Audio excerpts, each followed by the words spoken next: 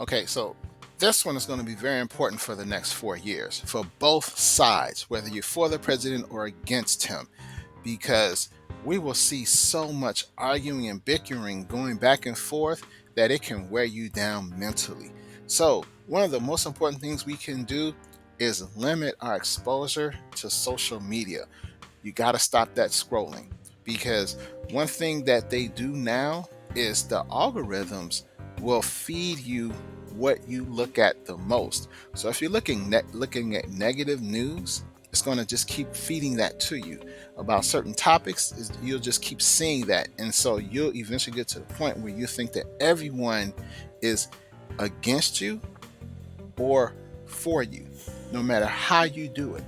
And then they also have these bots on these different message boards and things of that nature, and people, they're not even real people, they're bots, and they're just out there just putting out all types of comments, and it can drive you crazy. How many of us have gotten into an argument or a conversation with a bot and don't even know it?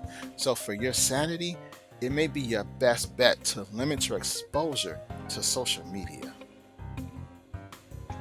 So, instead of the social media, you want to find some fun hobbies you can do that are outside of the internet.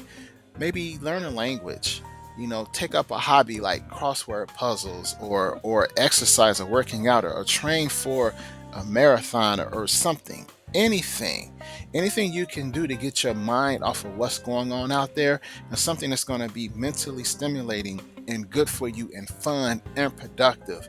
Consider doing that during this time. Another thing you can do is to keep your mind sharp by trying to learn something new.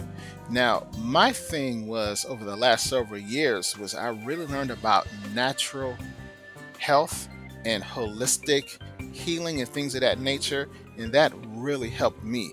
And I got into it by accident because I'm still a ghostwriter, and I worked for this holistic doctor. And to write for him, I had to do a lot of research, and I stumbled up on so many amazing and wonderful things I never knew before that really got me excited and invigorated and focused on improving myself. So it's critical you strive to learn something new because it can help you grow as a person.